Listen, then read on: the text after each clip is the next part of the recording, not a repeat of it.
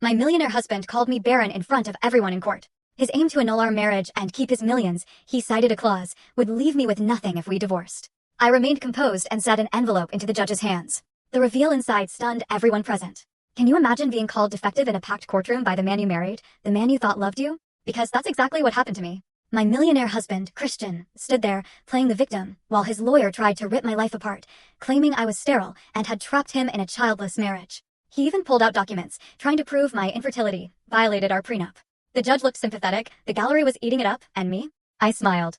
I reached into my purse, and you are going to want to hear what happened next. Let me rewind 3 years to show you how I, Summer, ended up married to a complete fraud.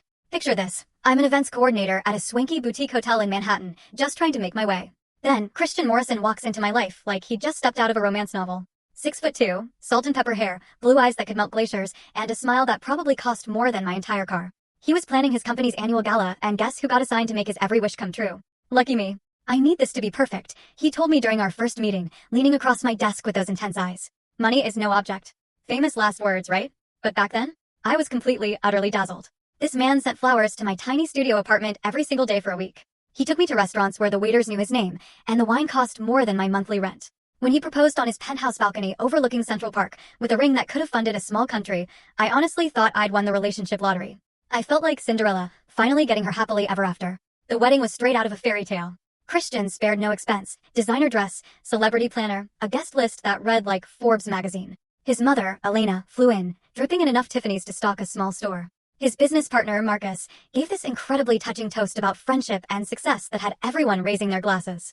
I was floating. But fairy tales don't prepare you for what happens when the clock strikes midnight and your prince turns back into a frog. Actually, that's unfair to frogs. At least frogs are honest about what they are. The first big red flag should have been our honeymoon in Tuscany. We were at this breathtaking villa, vineyard views stretching for miles, and I was just glowing with newlywed bliss. Christian, I said over breakfast on our private terrace, I've been thinking about starting a family. Maybe we could start trying when we get back. His espresso cup froze halfway to his lips, like I just suggested we sacrifice a goat. That's wonderful, darling, he said, too quickly, too smoothly. But let's not rush into anything. We should enjoy being married first. Reasonable, right? Except, enjoying being married apparently meant Christian working 16-hour days while I decorated our penthouse and planned dinner parties for full story on the channel. Link below. Click now and watch what happened next.